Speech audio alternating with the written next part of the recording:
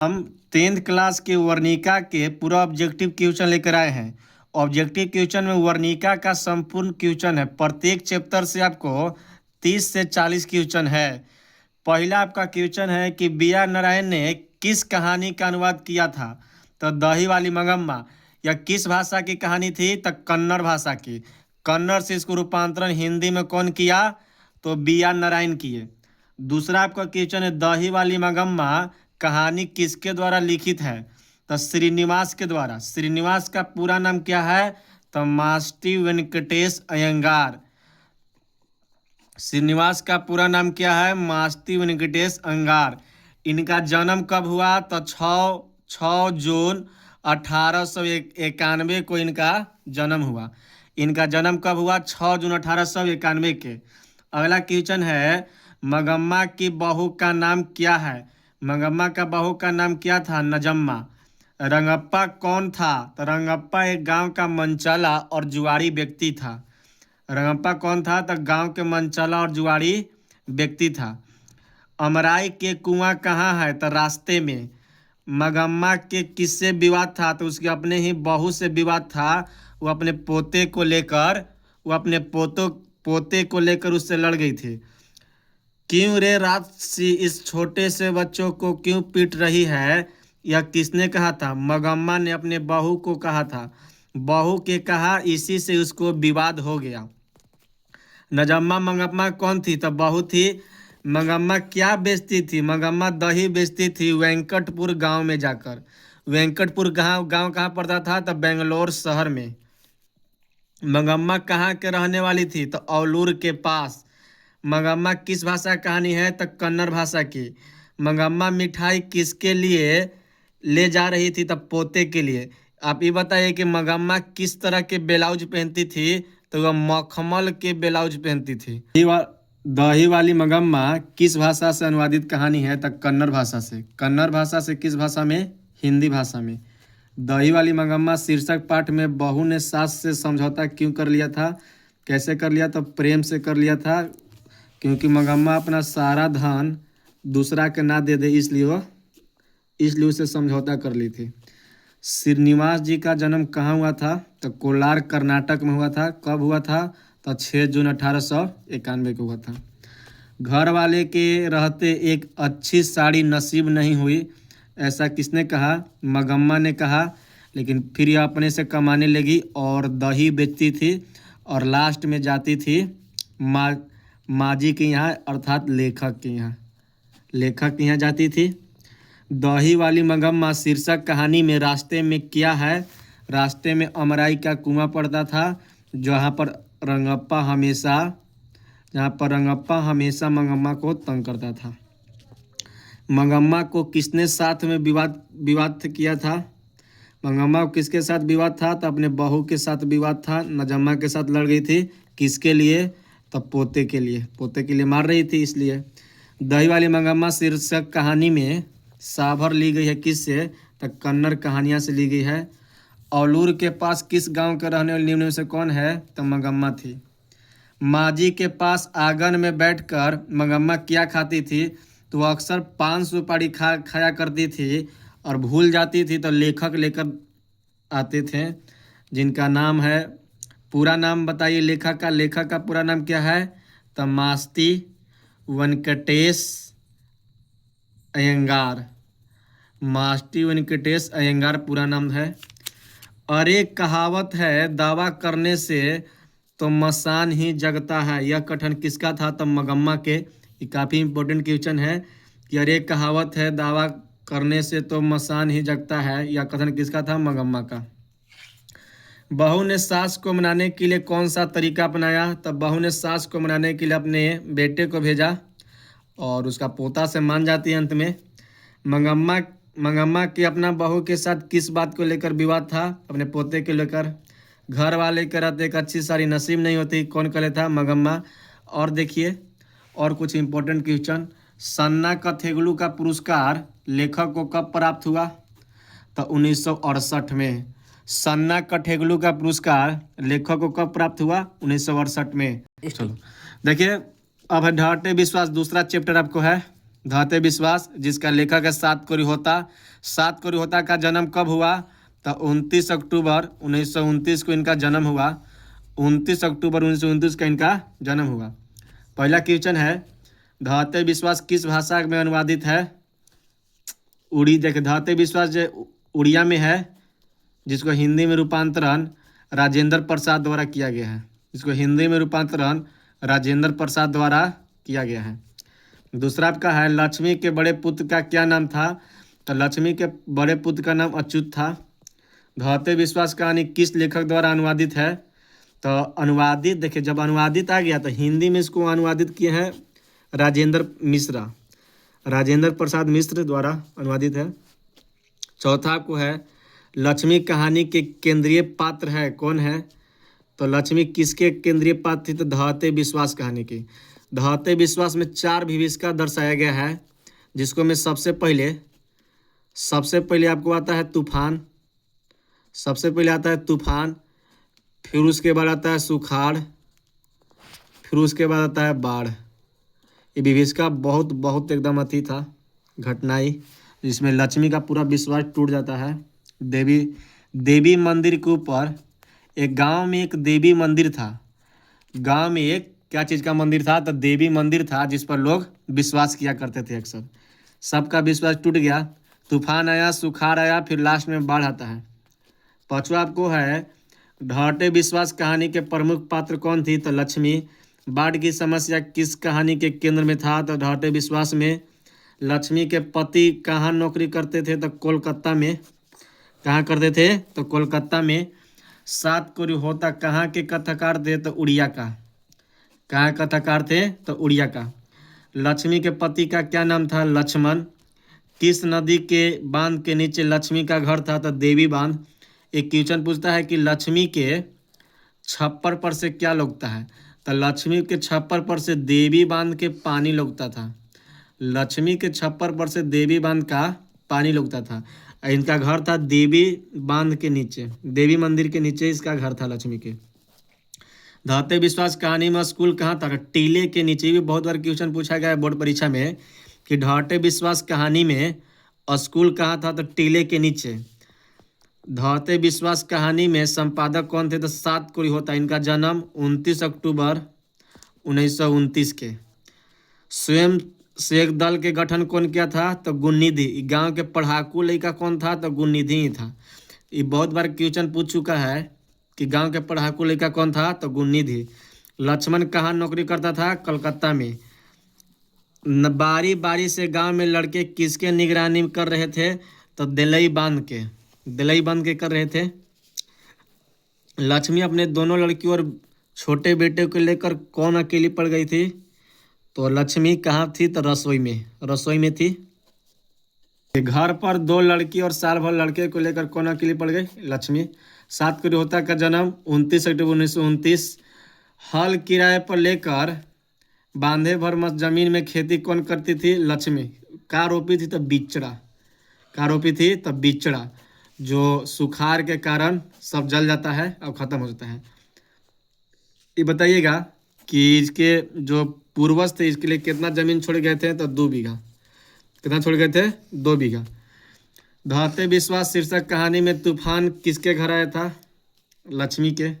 तूफान पूरा गांव में आया था, सबको अति कर दिया था। कटक शहर के बाढ़ के चपेट से बचाने के लिए किसने पत्थर का बांध बनाया था? तो महाराजा अयाती केसरी ने बनवाए थे। ये भी क्वेश्चन बहुत बार पूछा गया है। कटक शहर के बाढ़ में चपेट से बचाने के लिए किसके सहायता? तो महाराजा अयाती केसरी। धहते विश्वास शीर्षक पाठ के रचनाकार का नाम क्या था? सात कोरी होता। धहते विश्वास शीर्षक पाठ में किस बांध के टूटने की बात की गई है? तो दिलई बांध की। बारिश होते देख किसे लग रहा था कि जैसे इस बार बाढ़ आएगी लक्ष्मी को, और पंचायत, वहाँ के पंचायत को भी लग रहा था। धहते विश्वास कहानी में कैसी समस्या का वर्णन है? तो बाढ़ की समस्या का। बाढ़ का समस्या बहुत बड़ी समस्या थी। लक्ष्मी कौन थी? तो लक्ष्मी धहते विश्वास कहानी के प्रमुख पात्रा थी। लक्ष्मी किसके घर काम करती थी? तो तहसीलदार साहब के यहाँ। लिखे पढ़े लिखे व्यक्ति का नाम क्या था? तो गुणनिधि। धौते विश्वास कहानी में किस नदी की चर्चा की गई? महानदी। हीराकुंड बांध किस नदी के ऊपर था? तो महानदी के ऊपर। ये बताइए कि लक्ष्मी के जो ससुर थे वो कैसे मर गए थे? तब बांध में पत्थर से चप कर मर गए थे। कैसे मर गए थे दोस्त? तब पत्थर से चप कर मर गए थे।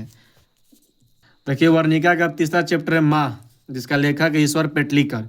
या कौन सी भाषा कहानी है? तो गुजराती भाषा के। तो है गुजराती भाषा में, हम लोग इसको देख रहे हैं हिंदी भाषा में पढ़ते हैं। तो हिंदी भाषा में रूपांतरण कौन किए? तो गोपाल दास नागर। हिंदी भाषा में आपको रूपांतरण कौन किए? तो गोपाल दास नागर। पहला क्वेश्चन, मंगू के अलावा उसकी माँ के कितने संतानें थी? 3। देखिए क्वेश्चन बढ़िया से पढ़िएगा। मंगू के अलावा उसकी माँ के कितने संतानें थी? 3। मंगू जन्म से कैसी थी? तो गूंगी और पागल थी। जन्म से ही गूंगी और ये पागल थी।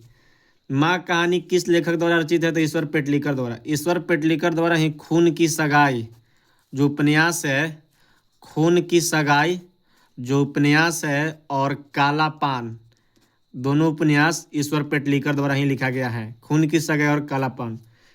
मंगू की माँ कितने संतानें थी? तो 4। मंगू के लेकर माँ कितने संतानें? 4। जन्म से पागल कौन थी? तो मंगू थी। जन्म से पागल कौन थी? तो मंगू थी। जन्म से पागल कौन थी? तो मंगू थी। मंगू की बड़ी बहन के क्या नाम थी? तो कम्मू।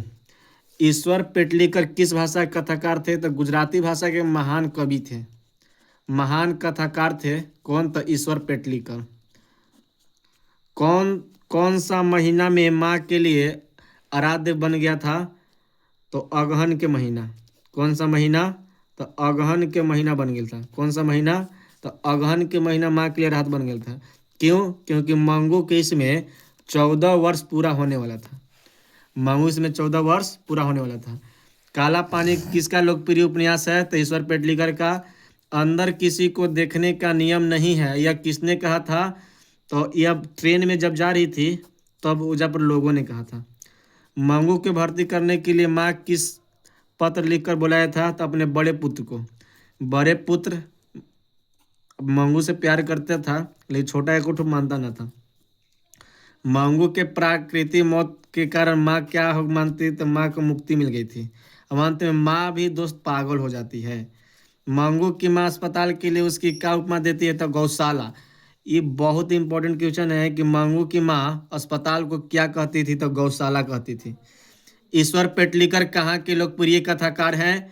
तो गुजरात के। कहाँ के कथाकार हैं? तो गुजरात के। मंगू कब से पागल हुई? जन्म से ही पागल थी। पागलों के अस्पताल में उपद्रवी मरीजों को कैसे रख कर जाता है? तो बांध कर। कैसे किया जाता है? बांध कर। मंगू को अस्पताल में भर्ती करने के लिए माँ के पुत्र ने किसको से बात किया था? तो डॉक्टर से। मंगू के कितने पुत्रियां थी? तो 2 पुत्री थी और 2 पुत्र थे। इस तरह से माँ का कुल संतान आपका 4 हो गया। माँ का कुल संतान 4 हो गया। रात में रोशनी जलती रहने से इसे नींद नहीं आती, यह कथन किसका है? तो माँ ने कहा था। किसको से कहले था? तो वहाँ के नर्स से। वहाँ के नर्स से कहले था। कौन? माँ। कि रात में इसको नींद नहीं आती है। माँ जी किसे गौशाला की उपमा देती है? तो अस्पताल को गौशाला के उपमा देती है। कौन सा महीना में इसका आशा भरा महीना था? तो अगहन के महीना। माँ शीर्षक कहानी में किसने अपने बड़े पुत्र को घर आने के लिए कहा था? माँ जी ने। खून की सगाई किनकी प्रसिद्ध कहानी? ईश्वर पेटलीकर की। मंगू किस कहानी के पात्र थी? तो माँ। माँ कहानी के लेखककार द्वारा रचित किसके द्वारा है? माँ कहानी किस कौन लिखे हैं? तो ईश्वर पेटलीकर। अब यहाँ के बाद यहाँ है, मंगू की गांव में एक लड़की भी पागल थी, उसका नाम क्या था? कुसुम। कुसुम वहाँ से ठीक होकर आ गई थी। कुसुम की उम्र कितना था? तो 12 वर्ष। कुसुम की जो उम्र था दोस्त वह था 12 वर्ष। मंगू को अस्पताल में भर्ती करने के बाद मंगू की माँ को क्या हो गया था? मंगू की माँ अंत में पागल हो गई थी। जो अस्पताल से कब लौटी थी? तो 10:45 में। कब अस्पताल से लौटी थी? 10:45 में। कुसुम कौन विद्यालय में पढ़ती थी? कन्या विद्यालय में। कुसुम भी एक अच्छा लड़की थी जो गांव से ठीक होकर आई थी। माँ भी पागल हो जाती है मंगू की याद करते करते। नगर चौथा चैप्टर आपका है, लेसन 4 नगर, जिसका लेखक है सुजाता, जो तमिल भाषा में लिखा गया है। अब इसको हम हिंदी में पढ़ रहे हैं, रूपांतरण करिए है। सुजाता का पूरा नाम क्या है? तो एस रंगराजन। सुजाता का पूरा नाम एस रंगराजन। देखिए पापती कौन सा रोग से थी ग्रसित तो मेनिंजाइटिस रोग। मेनिंजाइटिस क्या होता है? एक माथा के पास रोग होता है, दिमाग के पास एक रोग होता है जिसे मेनिंजाइटिस कहते हैं, मेनिंजाइटिस कहा जाता है। नगर कहानी के लेखक कौन थे? तो सुजाता। नगर कहानी किस भाषा में अनुवादित है? तो तमिल भाषा के थे, हिंदी में इसको अनुवादित किया गया है। पाप्ती की उम्र क्या थी? तो 12 वर्ष। पाप्ती कहानी किसके पात्र थी? तो नगर के। पाप्ती बेहोश में क्यों पड़ी थी? तो तेज बुखार के कारण इसको मेनिंजाइटिस हो गया था। इस रंगराजन का वास्तविक नाम क्या है? तो इस रंगराजन का वास्तविक नाम था सुजाता। ठीक। कौन सा महीना में के लिए आराधजनक बन गई थी? वैसाखी। लेखक सुजाता का जन्म कब हुआ? तो 1935। I want world admit you, यह कथन किसका है? I want that girl admit now, यह कथन किसका है? तो बड़े डॉक्टर का। बड़े डॉक्टर आए थे जिसको जांच करते थे। चलो, पहले दिन पाप्ती को क्या था? बुखार था। पाप्ती किस पर लेटी हुई थी? तो स्ट्रेचर पर। तुलनात्मक व्याकरण के किसकी रचना है? तो कथावेल के। मदुरै के यूनानी लोग क्या है? तो मदुरै। इस रंगराजन किस लेखक का पूरा नाम है? तो सुजाता का। वली अमल कहाँ के डॉक्टर से ने पापाती को लेकर मदुरै जाने को कहा था? तो शहर के। शहर जाने के लिए गांव के लोग कहते थे कि गांव के लोग कहते थे शहर चले जाओ। पाप्ती की मम्मी का नाम क्या था? तो वली अमाल था। कहानीकार सुजाता का असली जन्म क्या कब हुआ? नाम क्या? इस रंगराजन। नगर शीर्षक पाठ में वली अमाल के कितने नंबर सीट पर बताया गया था? तो 48 नंबर। वली अमाल को 48 नंबर कमरा में भेजा गया था, परंतु वली अमाल पढ़े लिखे नहीं होने के कारण यह कमरा न ढूंढ पाई थी। 48 नंबर कमरा किसको बुझाता है यार? जो पढ़ा लिखा होता है उसको नहीं बुझाएगा कि 48 का होता है, 49 का होता है। 48 49 किसको? जो पढ़ा लिखा व्यक्ति है उसको बुझाएगा। ठीक। कौन पाप्ती को लेकर अकेले छोड़कर नहीं जान जाती थी? वली अमाल। वली अमाल खूब पाप्ती की सोची थी बढ़िया हो जाए। वली अमाल गांव का नाम क्या था? तो मनीपा डिप्टी नाम था। मदुरै पंडित लोग की दूसरी राजधानी है। देखो, दूसरी राजधानी है तुलनात्मक दृष्टि से। पंडित्व का राजधानी इसे कहा जाता है मदुरै को। आप यह बताइएगा कि मंदिर का शहर किसे कहा गया है? तो मदुरै के ही कहा गया है। लेखक सुजाता रचित कहानी नाम क्या था? तो नगर। मदुरै अंग्रेजी किस नाम से पुकारते थे? मदुरा। किसका वार्ता वली अमाल को भयभीत कर दिया था? तो अस्पताल का। वली अमाल किस शीर्षक कहानी का पात्र थे? तो नगर। नगर कहानी का मुख्य पात्र कौन था? पापती। सुजाता का जन्म कब हुआ? 3 मई 1935 को। अंग्रेजी भाषा मदुरै के का कहा जाता है? तो मदुरा। अतियों का शहर किस मंदिरों का शहर? मदुरै के कहीं कहा जाता है। यूनानी लोगों को मदुरै को क्या कहते थे? तो मदुरा। नेता लोगों द्वारा किसके विरुद्ध जुलूस निकाला गया था? तो महंगाई के विरुद्ध। वली अमाल लड़की के नाम क्या था? तब पापती। मेनिंजाइटिस किसको थी? तब मंदिर में थी। यह तमिलनाडु। मीनाक्षी मंदिर कहाँ स्थित है? तमिलनाडु में। मीनाक्षी जो मंदिर है कहाँ स्थित है? तब तमिलनाडु में। स्टेथोस्कोप से क्या मापा जाता है? तो हृदय की गति। हृदय की गति को जो मापा जाता है आला, जिसको कहते हैं स्टेथोस्कोप से। अगला, नगर कहानी में भयानक रोग से जिक्र कौन की थी? तो मेनिंजाइटिस। ऑप्थोलॉस्कोप से क्या देखा जाता है? आंख देखने का मशीन है। यह सब किसके पास था? तो बड़े डॉक्टर के पास। ऑप्थोलॉस्कोप से तो आंख देखने के लिए स्टेटोस्कोप को ही आला कहा जाता है। आला। आला किसको कहते हैं? स्टेटोस्कोप के, जिसे हृदय की गति मापते हैं। कब तक घूमेगी लेखक कौन है? सावरदैया। इस लेखक के मुख्य पात्र कौन है? सीता। सीता के कितने पुत्र थे? 3। तो जिसके 3 पुत्र हैं तो 3 बहू भी थी। बड़ा पुत्र का नाम था कैलाश, जो हमेशा नियम का करता था तलाश। दूसरा पुत्र का नाम था बिज्जू। दूसरा पुत्र था बिज्जू। सब इसके पुत्र तीनों। 3 पुत्र 3 बहू थे। पहला क्वेश्चन, धरती कब तक घूमे किस भाषा से अनुवादित कहानी है? तो राजस्थानी भाषा से। सीता के बेटे ने सीता को कितने रुपए माहवारी बताने के लिए क्या था? 50-50 रुपये। सब नियम कौन बनाता था? कैलाश बनाता था। धरती कब तक घूमेगी कहानी के लेखक किस द्वारा अनुवादित है? तो सावरदैया स्वयं। स्वयं इसको लेखक किए हैं अनुवादित। यह राजस्थानी भाषा में कहानी था, इसको हिंदी भाषा में स्वयं लेखक किए हैं। सावरदैया भाषा में सफल किस भाषा कहानी थे? तो राजस्थानी के। राजस्थानी एक सफल कहानीकारी थे। तीन बेटे की माँ कौन थी? तो सीता। सीता तीन बेटे के नाम थी। सीता तीन बेटे थे जिसके तीन बहू थी। सबसे बड़ा बहू थी राधा, फिर उसके बाद थी भौरी, फिर उसके बाद थी पुष्पा। राधा, भौरी, पुष्पा, ये तीनों इसके बहू थे। धरती कब तक घूमेगी पाठ के लेखक कौन था? सावरदैया। सीता उर्वशी क्यों हो गई थी? अपन बहुओं के कलह के कारण। इनको बहू बहुत आपस में लड़ा करते थे। तीन बेटे दो वक्त की रोटी नहीं जुटा कर इस कहानी की किस पंक्ति के है? तो कब तक घूमेगी धरती, कब तक घूमेगी को। सीता के कितने लड़के थे? तीन। किस दिन सीता को लगा कि लायसी बिल्कुल फीकी हो गई है? तो नरसिंहजी वाले दिन। धरती कब तक घूमेगी कैसी कहानी है? तो आंचलिक कहानी है। कैसी कहानी? आंचलिक। अगले दिन सीता ने क्या किया? घर छोड़ के भाग गई थी अगले दिन। अरे अपनी अभारी देखने के लिए रसमलाई भेजी है। यह कथन किसकी है? यह कथन किसकी है? तो बिज्जू की पत्नी के। अपनी अभारी मतलब होता है अपनी अमीरी दिखाने के लिए। यह बात अच्छी नहीं लगती कि माँ महीने भर इधर उधर लुढ़कती है। यह किसने कहा? कैलाश ने। भर आई आंखें पोंछकर किसने आकाश की ओर देखती थी? तो सीता। किसे महसूस हुआ कि पृथ्वी और आकाश के बीच घुटन भरी हुई है? सीता को।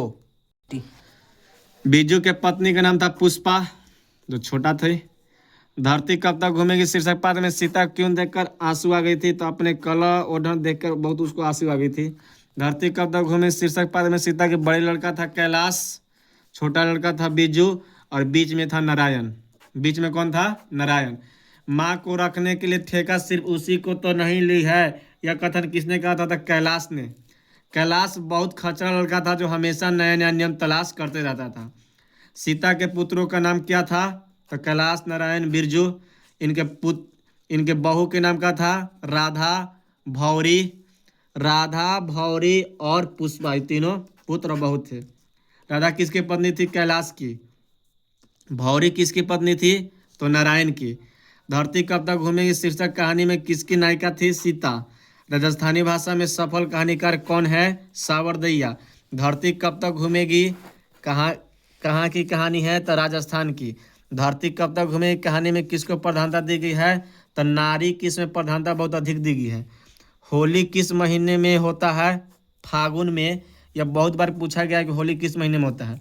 सीता के सबसे छोटे लड़का का नाम क्या था? बीजू। नारायण के पत्नी का नाम क्या है? भौरी। बीजू पत्नी का क्या नाम था? पुष्पा। सीता के अनुसार सिकुड़ गया कौन? आकाश। देखिए, और इस कहानी में बच्चे जो हैं अक्सर रोटी दो को खेल खेलते थे। रोटी दो खेल खेलते थे, ठीक। और इसी कहानी में इसको लगने लगा कि हमारे साथ भी ऐसा होने लगा। रोटी दो खेल कौन देखी थी? तब बिरजू सीता देख ली थी, ठीक।